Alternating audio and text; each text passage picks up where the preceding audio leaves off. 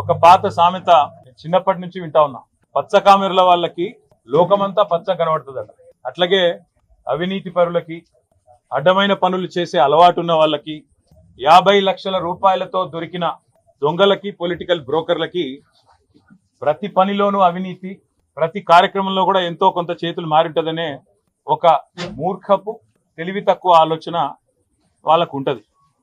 ఇక స్వతహాగానే అది అంటారు కదా, పుర్రెలో పుట్టింది కదా ఎక్కడ పోదు అంటారు కదా, అట్లనే ఇక వారికి పుట్టుకతో వచ్చిన బుద్ధి. అది మనం చేయగలిగింది ఏమీ లేదు.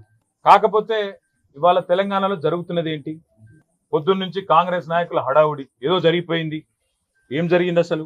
ఒక భారత పౌరుడిగా, రాజ్యాంగాన్ని గౌరవించే పౌరుడిగా, చట్టాన్ని గౌరవించే పౌరుడిగా నా మీద పెట్టిన కేసు అక్రమ కేసు, పొలిటికలీ మోటివేటెడ్ కేసు, అందులో ఏమీ లేని లొట్టపీస్ కేసు. కానీ ఏదో ఒకటి అయినా సరే అతికిచ్చి, ఏదో ఒకటి చేసి బట్టగాల్చి మీదేసి ఏదో జరిగింది అని చూపెట్టే ప్రయత్నంలో పెడుతున్న కక్ష సాధింపు కేసు అని తెలిసినా ఏసీబీ విచారణకు పిలిస్తే గౌరవించి నిన్న పొద్దున 10 గంటలకు నేను పోయినా. అదే మాదిరిగా మరి ఈ లొట్టపీసు కేసు ఏదైతే నా మీద పెట్టి కథలల్లి కొంత శునకానందము, పైశాచికానందం పొందుతాననుకుంటున్న చిట్టినాయుడు గారు ఎవరైతున్నారో ఆ చిట్టినాయుడు గారికి మరి తప్పకుండా నేను చెప్పాల్సిన మాట ఒకటి ఉన్నది.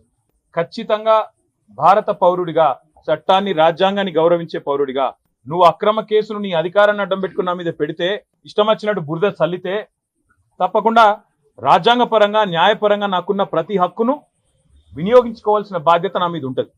అందుకే నేను ఏసీబీ ఆఫీస్కు పోయినా, లాయర్ తీసుకుపోతా అని చెప్పినా, లాయర్తో సహా విచారణకు హాజరవుతా, మీరు ఏం అడిగితే చెప్తా అని చెప్పినా నువ్వు భయపడ్డావు, నేను భయపడలేదు. నేను అర్ధగంట 40 నిమిషాలు ఎదురు చూసినా నీ వ్యవస్థ ఎందుకో కానీ మరి నా నుంచి ప్రశ్నలు అడగడానికి వెనుకకు పోయింది.